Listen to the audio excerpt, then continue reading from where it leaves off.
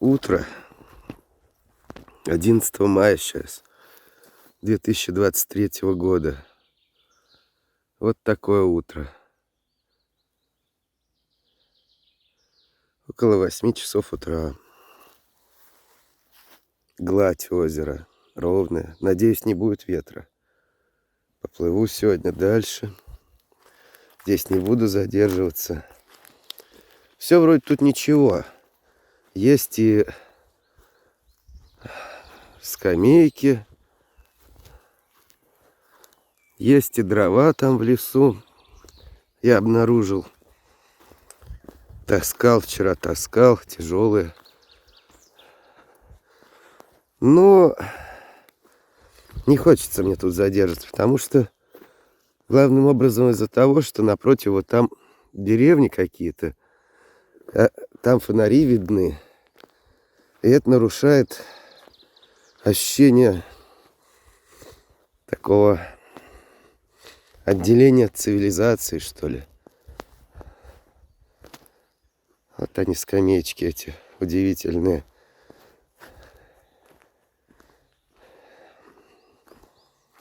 Заряжается тут кое-что. Батарейки вот эти вот. И фонарь. Потом павербанк поставлю заряжать. Картошка, которую я там еще запекал. Вот сейчас, может, ее разогрею с яйцом. А вот эта этажерка. В 21-м, по-моему, году я тут был. И был тут еще приделан такой шток. А на нем укреплен флюгер, вращающийся, с пропеллером. Но от него ничего не осталось. Зато вон есть самодельная разделочная доска.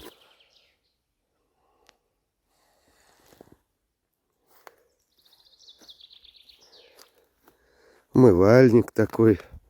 Не пожалели хорошую веревку. Что ее, наверное, придется взять. Потому что эта веревка, это ценность в таких условиях.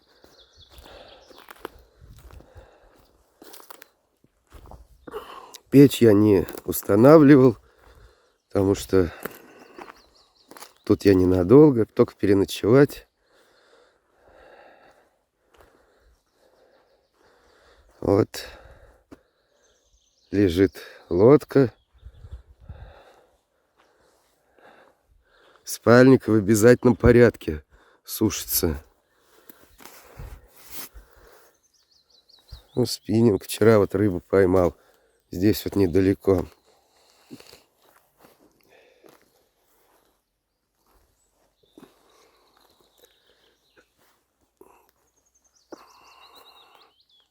Сосновый лес.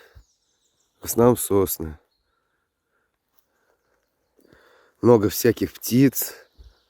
Прилетала сейчас из леса птица, я не знаю, как называется. Ну, довольно крупная.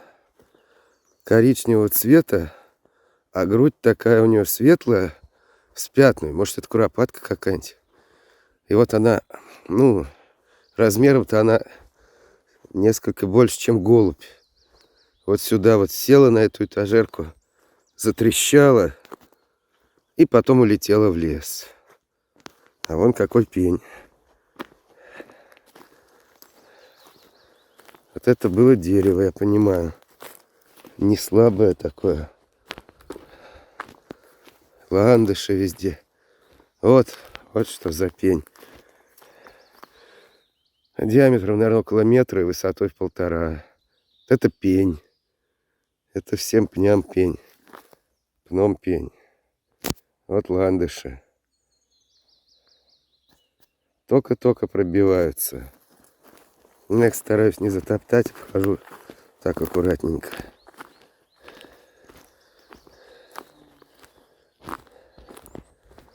Сейчас картошку эту я от кожуры очищу с растительным маслом. На газу чуть-чуть нагрею. Да яйцо туда. Вот и еда будет. Очень даже хорошая. А вчера у меня была еда такая. Хотел суп сварить из щуки, а он пригорел. Пока я тут возился, отвлекся. Костер сильный. На костре варил. Вода выкипела, пригорела там все. Ну, что делать? Ел мясо рыбное с запахом пригоревшей картошки, похоже такой на кофе. Но отвратительный, как бы запах неприятный. Но что делать? Поел и более ничего не ел. Вот там утки, нырки. Они ныряют в воду, а потом выныривают где-то подальше. Вот так.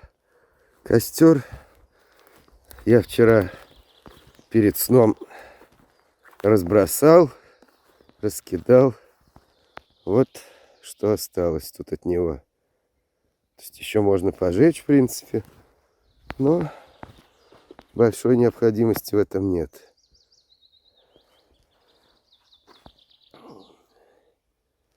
Это вот ветка, экран сзади стоит. Вот такая вот стояночка номер 3. Буду сейчас собираться. А еще, кстати, я установил вот там вот, в той стороне, вершу с хлебом белым. В надежде поймать рыбу такую, не щуку, а мирную рыбу, типа красноперки там, для разнообразия.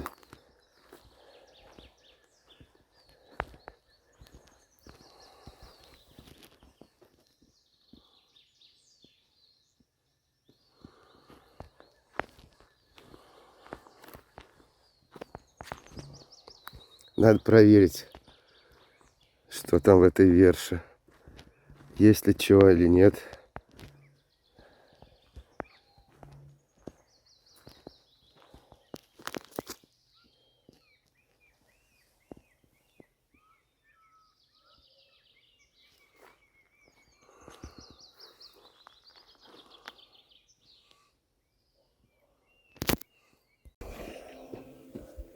Надо с утреца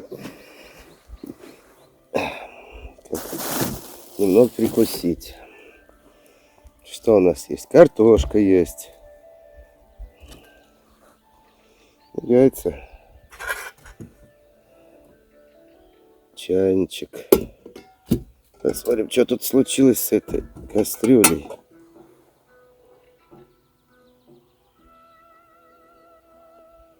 Ладно, потом буду отмывать. Несчастье вышло.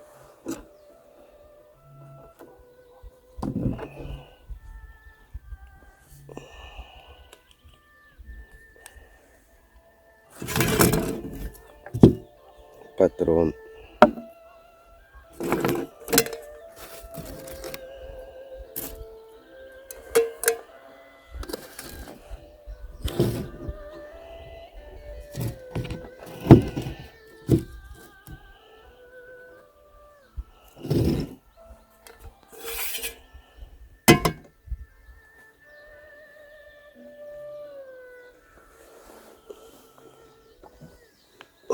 Давай вода тут набираю в озере. Это с того года еще бутылка.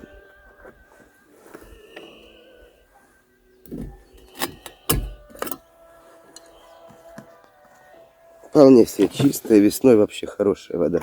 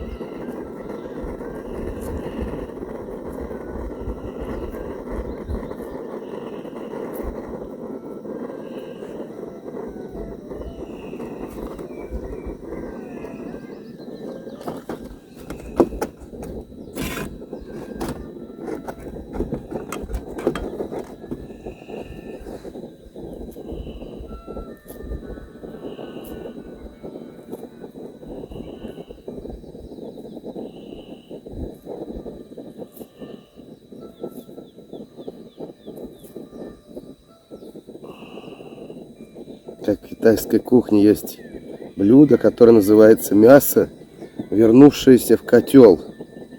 Так и точно вот эта картошка называется картошка, вернувшаяся в костер.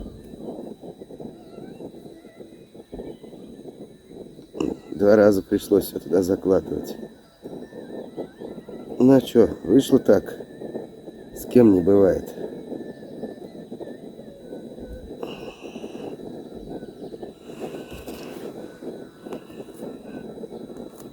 Зато 2-й раз она уж там пропеклась, что надо.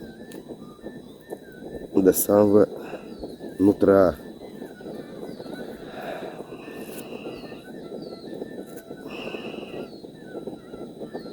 Очень хорошо пропеклась. Что? Во как.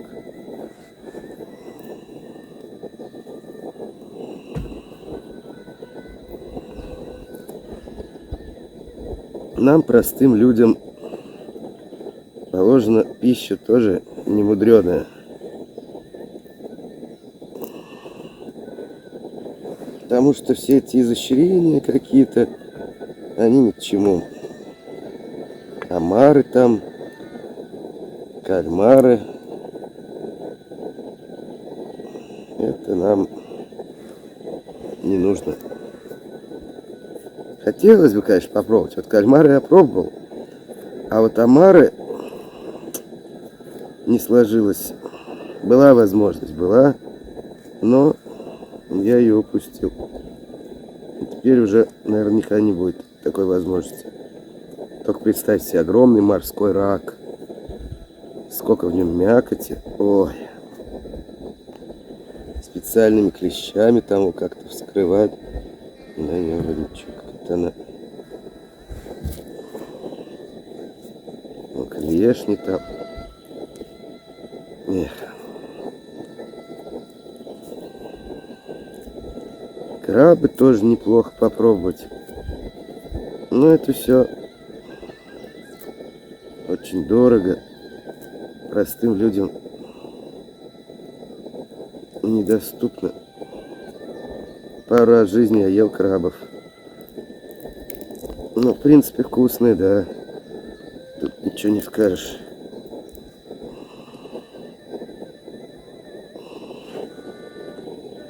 Но нравятся они не всем, конечно. Некоторые люди есть, которым крабы не нравятся. Ну, просто такой вкус.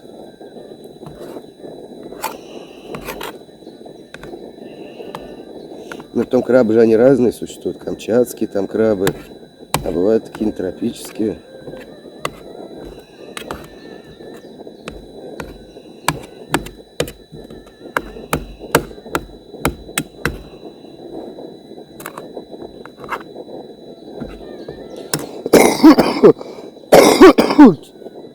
Что-то простудился немного.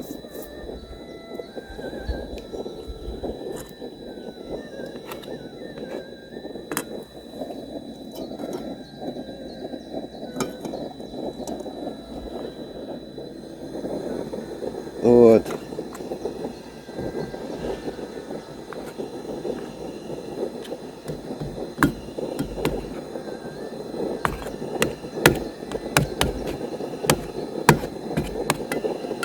А, это картошка влажная, потому что она в лодке в воду упала. Вот что получается. Вот, благо. Вот что такое благо, оказывается. Туда вот я его подбавлю, этого блага. А еще такой вот соус. Думал соевый, это какой-то не соевый, но сродни. Сродни.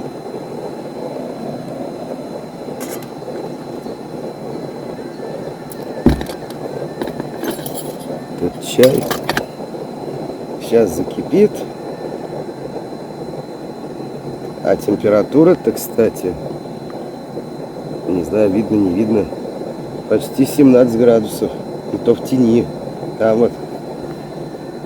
А вот низко моя. Сейчас, когда чайник закипит, я полосну ее кипяточком. Сейчас он никак не закипает.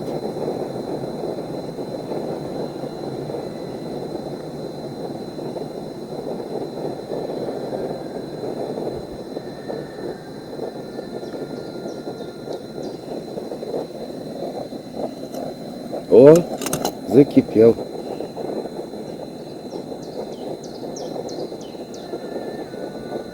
Ну, покипит там минутку-другую. Ох, как кипит, хватит.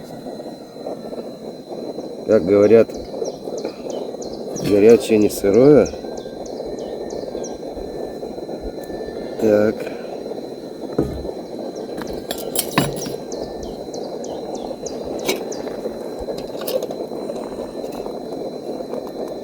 Вот. Чай. Будет чай. Теперь... Ух, горячее тут.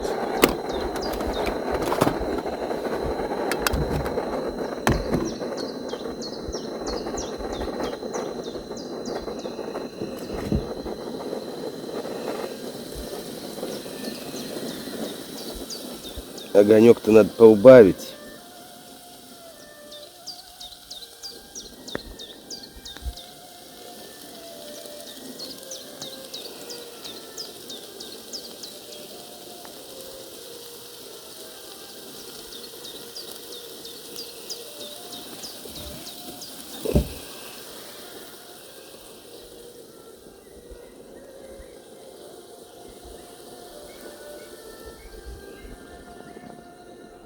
Яйцо называется волжанин.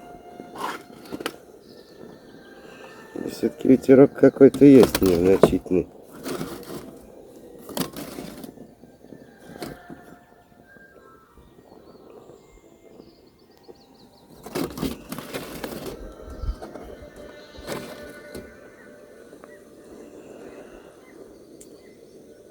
Кто-то там плывет.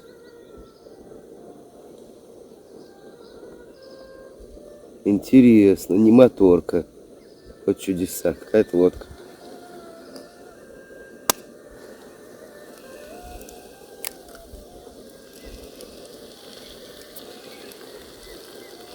Потом выброшу.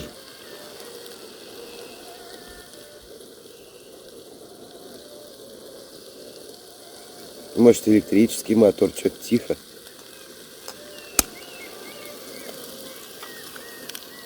Ох, какой волжанин. Офигенский.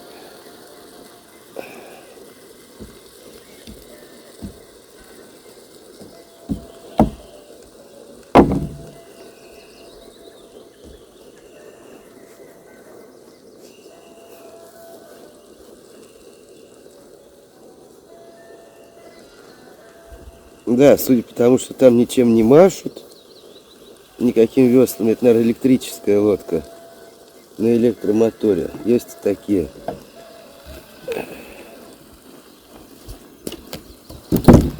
Комбо.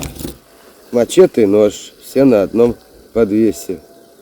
Вот это вот за пояс крепится. И, ну, мачете, конечно, это шикарная штука.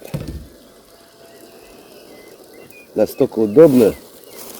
Вот для, как раз для соснового леса самый том. Перец красный. Это не нужно. Так, что тут нам еще нужно? Соль нужно. Вот, соль. Скоро придется из мешка засыпать.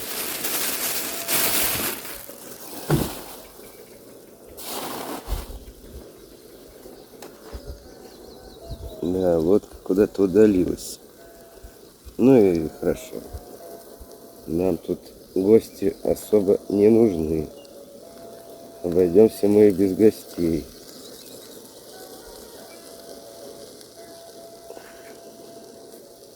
«20 градусов уже в тени». Вот это разогревается. Перец-то я под завязку насыпал.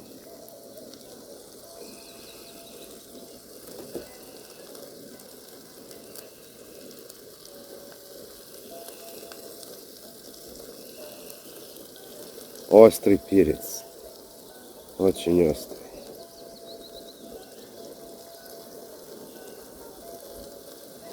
Вот он какой, каенский перец. Люблю я такой перец.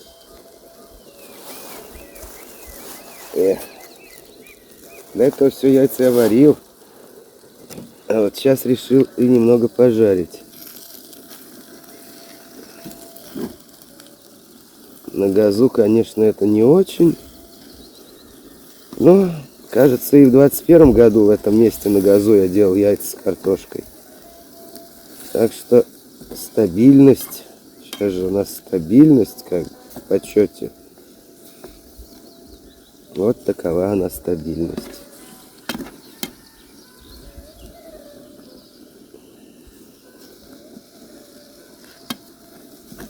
Ну, пригорит, наверное.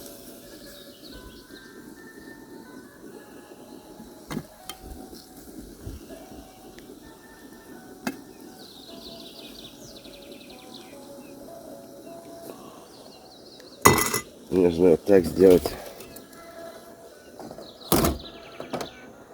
Чуть-чуть ее прикрыть, чтобы там прожарилось все это получше.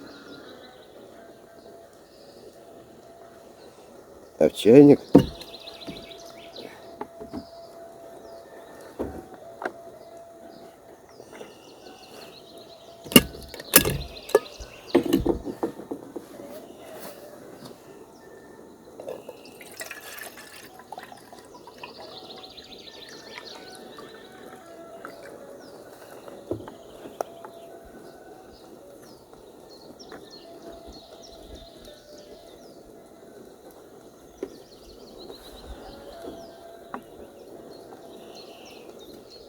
еще водички.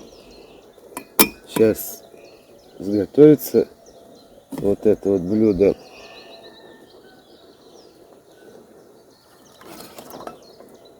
Так, я рассказывал в этом месте в прошлые времена, как заваривать чай. Вот повторю для тех, кто не очень запомнил. Вот. После того, как залили кипяток, надо по раз, 3 раза желательно. Узбеки 3 раза делают. Перелить туда-сюда. А для чего надо? Чтобы воздух пошел туда в чай. Тогда он вкуснее будет.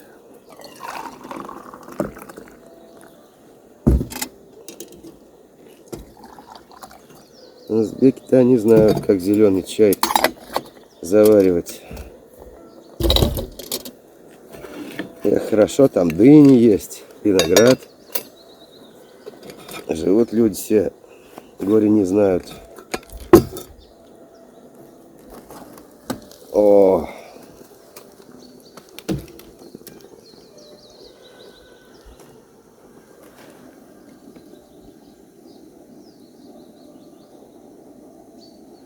Вот что получается.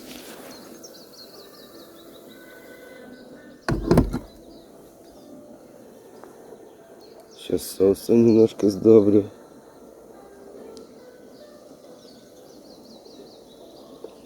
Ох, вкуснота. Тяжелый день предстоит. Сейчас собираться, потом плыть. Надо подкрепиться получше.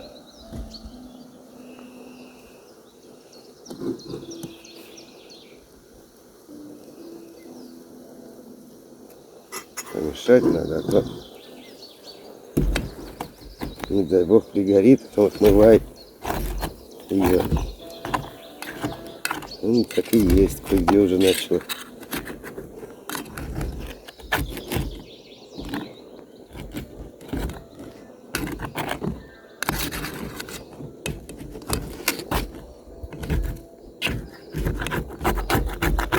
Быть не должно.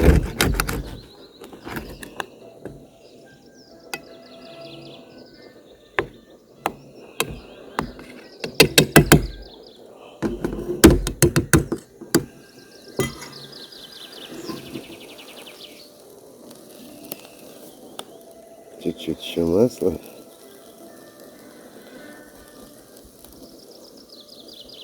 Вот туда достаточно. Масло надо экономить. Оно быстро расходуется Ресурс исключительно ценный.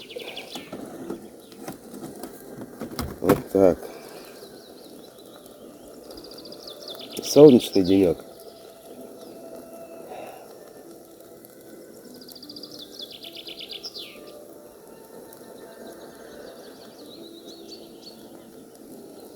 Вот, тут перечислено, какие у них масла есть.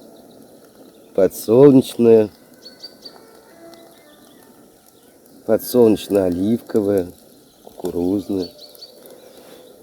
Подсолнечно-оливковое — это мощно.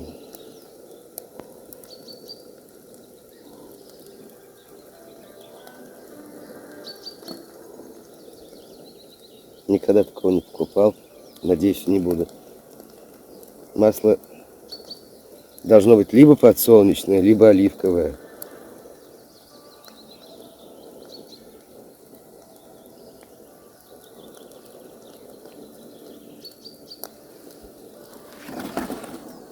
О!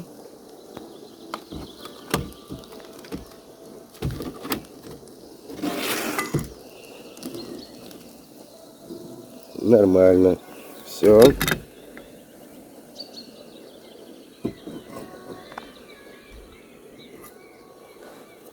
Вот такой вот быстрый завтрак. Ну, конечно, были заготовки. Картошка.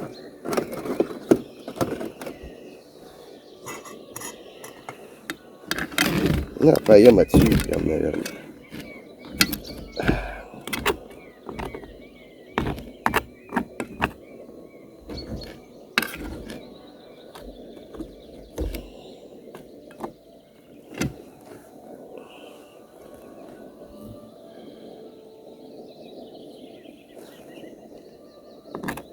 Горячая. И, судя по всему, надо еще солить.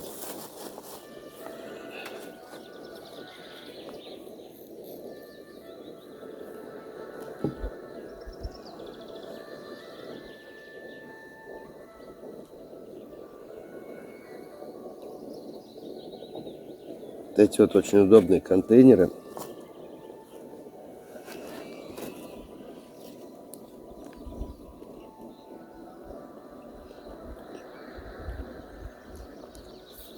А газа я взял из Москвы вот этот один баллон.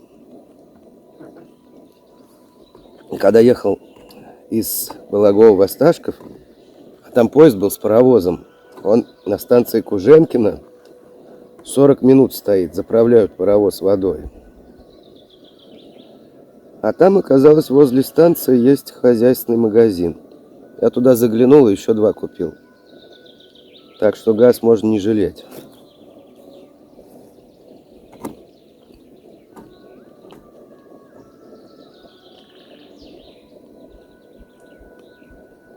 Как и в тот раз, у меня 3 баллона газа.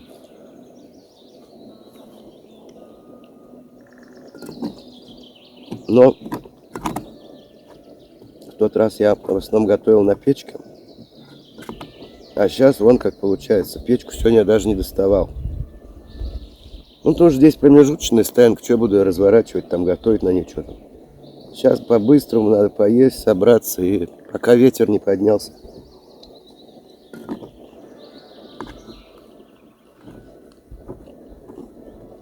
Уплыть отсюда. Мне предстоит оплыть мыс здоровенный. Вчера вот там вот я высадился чуть дальше. И там тропа идет, как раз вот через этот мыс на ту сторону. Пошел я, ой, какие там дебри, это кошмар.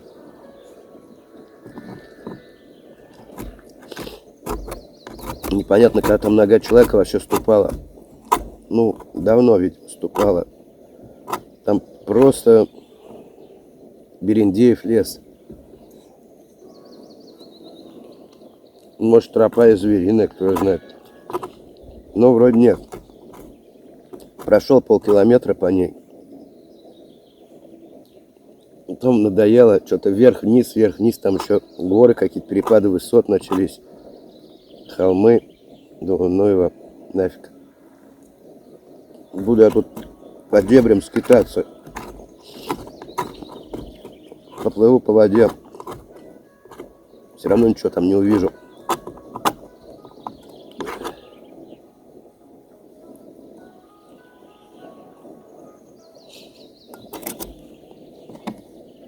Ну, дров там столько.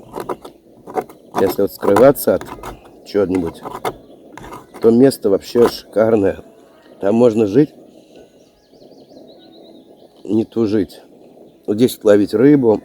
Правда, вот скажу, что щука, она надоедает.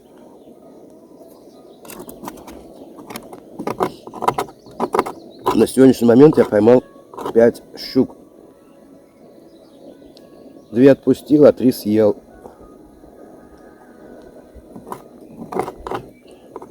Ну,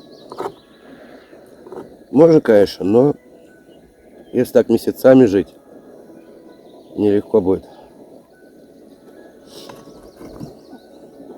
Да потом зимой, опять же, подледный лов. Но все равно это, наверное, лучше, чем сложить голову непонятно где. И непонятно за что.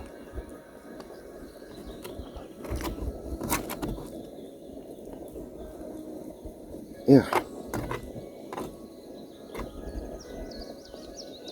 Вся жизнь вот так.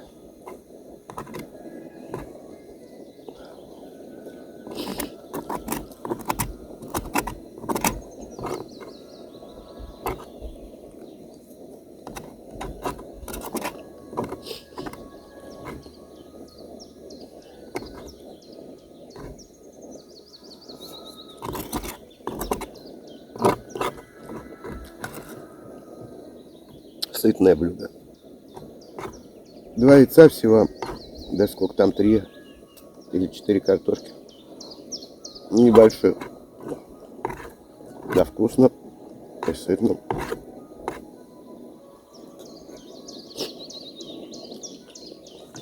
Ничего себе. Температура 23.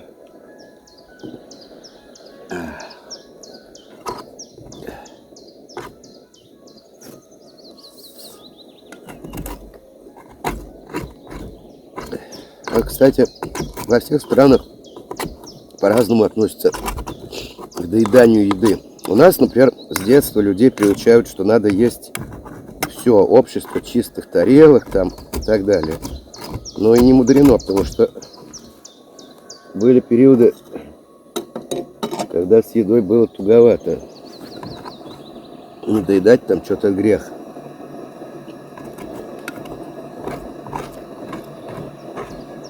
А в некоторых других странах подход отличается. Там, например, считается, если человек все съел, это значит, его хозяева плохо угостили. Он голодный остался. И поэтому, ну, это как бы невежливо считается все съесть. Что, мол, типа, хозяева плохо угостили.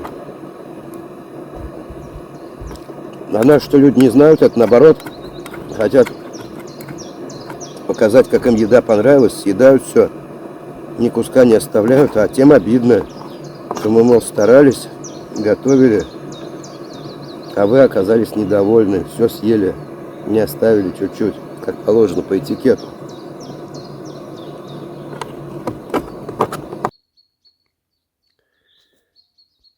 Вот там, вдалеке, через плес, ширина которого километра, наверное, 2,5, а может и 3, видно деревня Кровотынь. Название такое оно получило, потому что во времена нашествия ордынского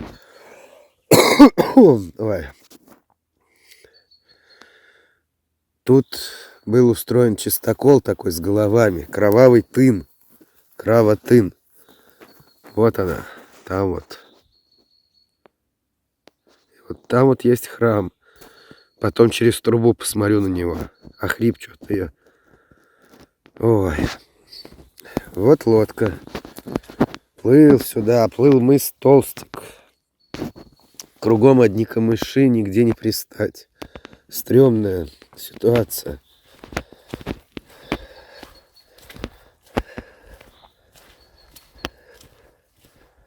И тут вот сначала я пристал где-то там. Пошел такой, пошел, погулял. Смотрю, а тут неплохая стояночка есть. Ой, извиняюсь. Что-то нашло. Вот ландыши тут. И уже развернулись.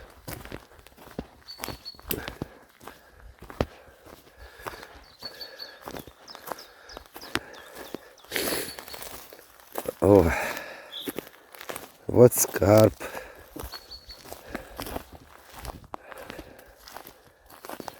Все мои вещи.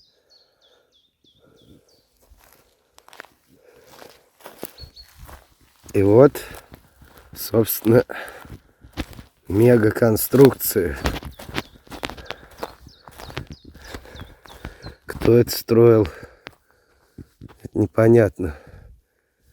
На туристов не очень похоже. Может, местные люди. Не знаю. Стол тут есть. Костровое место. Шапка моя висит. И тут какой-то вот балаган. Но это не самое главное. Вот чудо природы. Гриб. Похоже, это сморчок.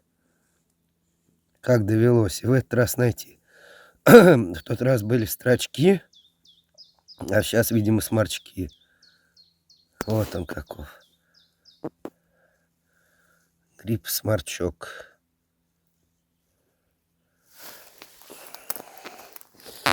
Я набрал воды, немного покидал спиннинг. Ничего не поймал. Ну ладно. То щука это уже, честно сказать, немного надоело. Что-нибудь другое поем. Сил нет. Греб. Это не то же самое, что по реке плыть. Все-таки плавсредство это своеобразное.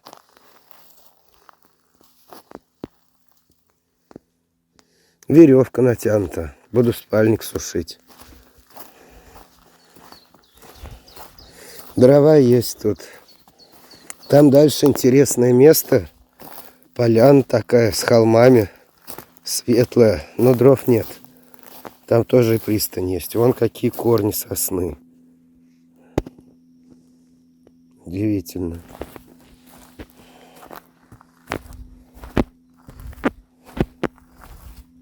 Вот так вот.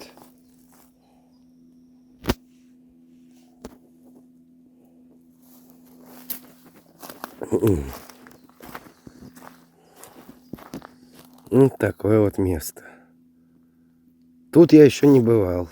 В этом месте. Впервые тут. Ну, буду сейчас отдыхать. Перекушу что-нибудь. Хлеба поем, может. С чем-нибудь. В общем, короче, отдохну. Поставлю палатку. О, вообще голос потерял. Непонятно почему.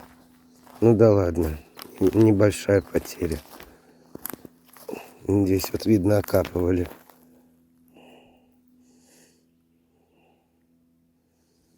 Ну вот там вот я поставлю где-нибудь. Более-менее ровно и достаточно. Посмотрим, может завтра опять уеду отсюда. Место, в принципе, ну так. Интересное, конечно. Вот этот балаган. Вдруг приедут хозяева. А этого не хотелось бы мне ни с кем встречаться. Хотя, в принципе, сейчас вроде будний день. Ну и деревня он там напротив. Кровотынь.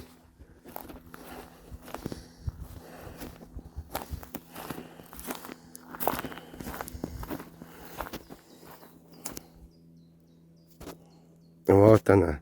Башня там есть. Сотовая.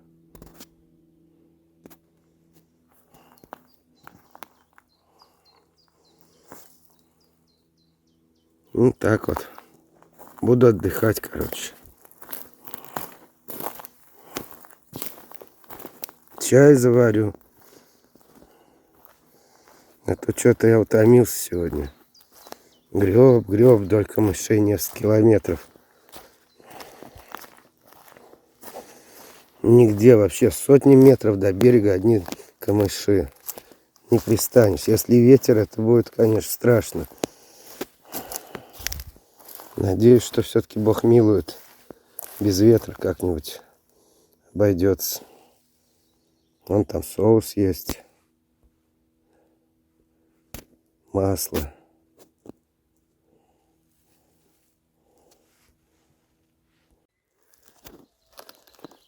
Ну вот. Вроде как устроился я. Палатку установил.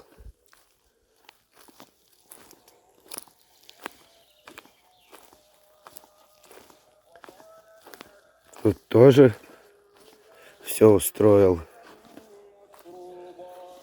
Чай заварил.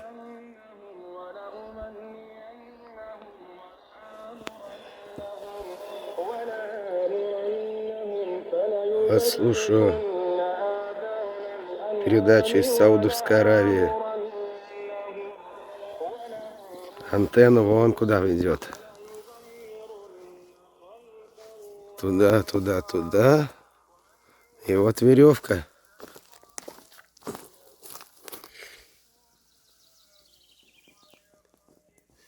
Но это не самое главное. А главное то, что отсюда виден Кровотынский монастырь.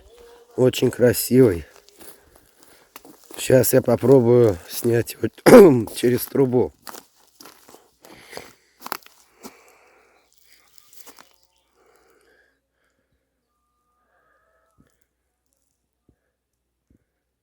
Сейчас настрою. Вот он там.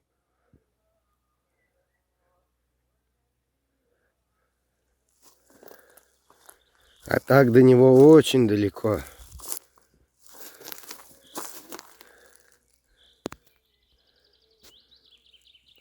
Вот там, вот он.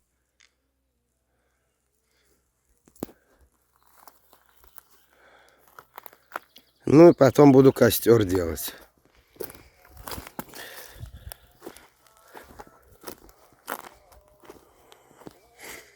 Вот такое вот место.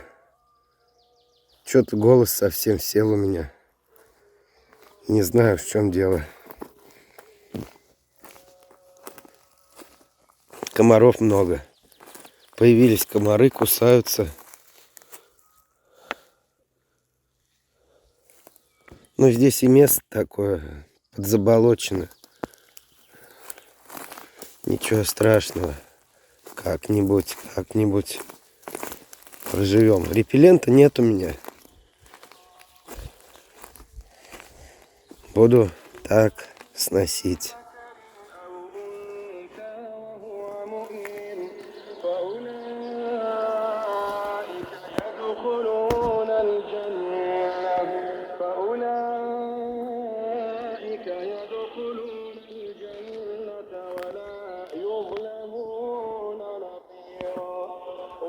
А лодка вот там стоит.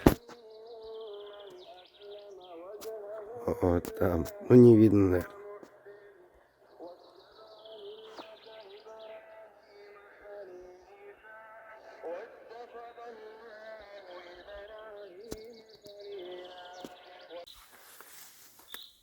Итак, вот запись с расстояния, ну, где-то 2 километра или 3, 2,5.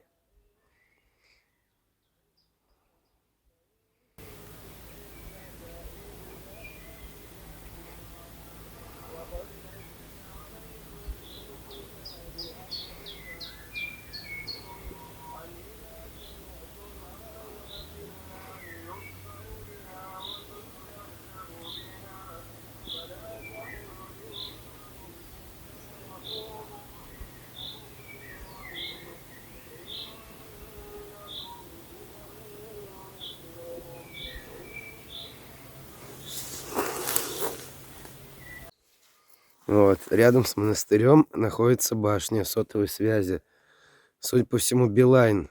Потому что Мегафон тут перестал ловиться. А ловится только Билайн.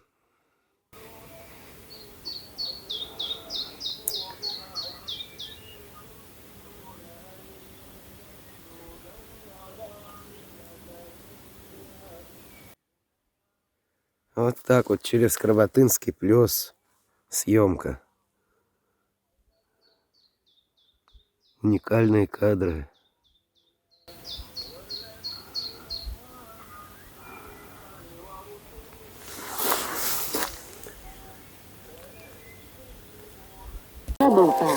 Ну что, друзья, давайте попробуем батонинг с помощью мачете. Lắc thêm một ít tiêu, vậy là đã có nồi canh bầu nấu tôm thơm ngon.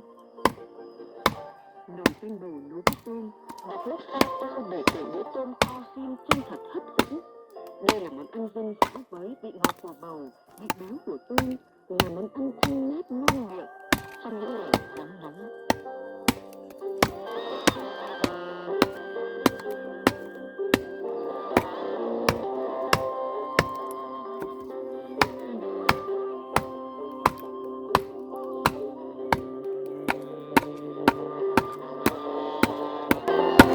О, как.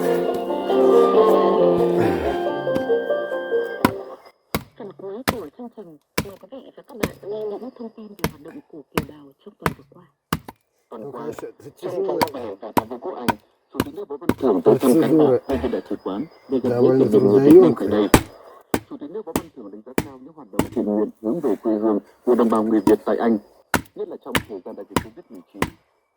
Với những đề nghị mong muốn của bà con, Chủ tịch nước đề nghị Đại sứ quán Việt Nam tại Anh, các bộ ngành, cơ quan hữu quan trong và ngoài nước quan tâm hỗ trợ tạo điều kiện thuận lợi hơn nữa cho các hội đoàn làm việc tại Anh, phát huy hiệu quả hoạt động, đóng góp nhiều hơn nữa cho sự phát triển tốt đẹp cùng mối quan hệ hữu nghị Việt Nam Anh trong tương lai. Cũng trong tuần qua, Đại sứ quán Việt Nam tại Washington DC, Hoa Kỳ, phối hợp với công ty cố vấn chiến lược tổ chức buổi gặp mặt các doanh nghiệp Việt Nam tham dự hội nghị thượng đỉnh đầu tư vào Hoa Kỳ năm 2023. Toàn Việt Nam dự hội nghị có hơn 30 đại biểu từ 20 doanh nghiệp đã hoặc đang có ý định đầu tư sang Hoa Kỳ trong nhiều lĩnh vực ngành nghề khác nhau như sản xuất, lắp ráp xe và pin xe điện, công nghệ, phần mềm, thiết kế nội thất, xây dựng, logistics, vận tải, thực phẩm, bao bì. Tại bang Maryland, Đại sứ Nguyễn Quốc Dũng và Đại sứ Hoa Kỳ tại Việt Nam đã tự cuộc trao đổi bàn tròn do tổ chức cùng với các doanh nghiệp của Mỹ. Tuần qua, Ngày hội giao lưu văn hóa Việt Hàn được tổ chức tại thành phố Gyeonggi với sự tham gia của đông đảo cộng đồng người Việt Nam đang sinh sống và làm việc tại Hàn Quốc. Trong đó, cuộc thi tiếng hát yêu thương dành cho thí sinh là công dân của cả hai nước nhận được sự hưởng tích cực của đông đảo các bạn trẻ. Các tiết mục biểu diễn nhạc cụ dân tộc, các trò chơi dân gian, quay trải nghiệm văn hóa Việt, vẽ tranh trên nón lá truyền thống đã thu được rất đông con em các gia đình đa văn hóa Việt Hàn. Không gian ẩm thực ba miền Bắc trong Nam được thiết kế ấn tượng để hấp dẫn cộng đồng bản địa. Chương trình giao lưu đặc biệt tốt người con vớt màn trình diễn trang phục áo dài dân tộc Việt Nam, trình diễn đàn tranh và các làn điệu dân ca phong phú. Tuần qua, Hội Phụ nữ của Đại sứ quán Việt Nam tại Nhật Bản tham gia hội chợ từ thiện lần thứ 45 tại Tokyo. Sự kiện lần này có sự tham dự của công chúa Hitachi, phu nhân thủ tướng Fumio Kishida, cùng nhiều quan chức của Đại sứ quán các nước tại Tokyo. Hội trợ nhằm quyên góp tiền cho các hoạt động phúc lợi giáo dục và khắc phục thiên tai. Số tiền và lợi nhuận thu được từ mỗi kỳ hội trợ sẽ được chia đều cho các nước tham gia nhằm đóng góp tích cực cho hoạt động từ thiện tại các nước thành viên. Cũng trong tuần qua tại thành phố Chanazuzek, Đại sứ quán Việt Nam tại Hungary phối hợp với chính quyền thành phố, các hội đoàn người Việt Nam tại Hungary tổ chức Ngày Văn hóa Việt Nam. Bạn bè Hungary và bà con người Việt được thưởng thức những điệu múa, làn điệu dân ca Việt Nam do cộng đồng biểu diễn. Xem triển lãm ảnh làng nghề Việt Nam, trải nghiệm không gian trình diễn trang phục truyền thống, không gian trưng bày hàng xuất khẩu và đồ thủ công mỹ nghệ của Việt Nam, ẩm thực đậm nét truyền thống Việt Nam. Ngày Văn hóa Việt Nam năm nay có quy mô lớn nhất từ trước đến nay, do Đại sứ quán Việt Nam tại Hungary tổ chức, đã khép lại với nhiều ấn tượng không thể quên đối với người dân thành phố, bạn bè Hungary và cộng đồng người Việt tại Hungary. Liên quan đến vụ việc hơn 1.000 lao động bị cưỡng ép, trong đó có công dân Việt Nam được giải cứu ở Philippines, Bộ Ngoại giao Việt Nam đã đề nghị Đại sứ quán Philippines tại Việt Nam và phía Philippines hỗ trợ. Trước mắt, đảm bảo nơi ăn ở cho các cho chương trình Việt Это, Nam конечно, sớm thông báo cho phía Việt Nam не tình trạng лучший theo вариант. của các Она công dân này, узкая hỗ trợ Việt Nam đưa các công dân không и được Philippines cho застревает. cư trú về nước trong thời gian sớm nhất. Đề nghị phía Philippines tăng cường hợp tác trong xử Вот lý такой tình вот. trạng công dân Việt Nam bị cưỡng ép lao động và xử lý nghiêm minh.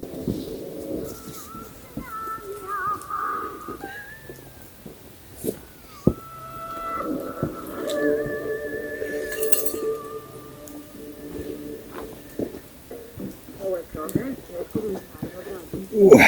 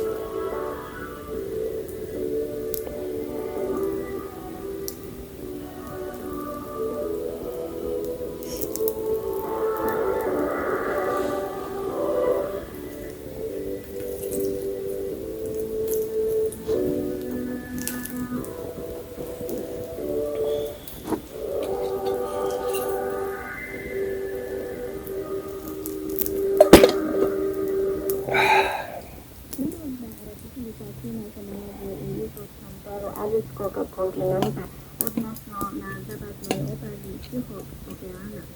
Istnienia površina oko 9 miliona i 600 kvadratnih kilometara.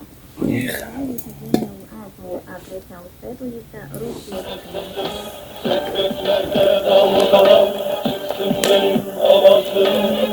Beyazın beyazın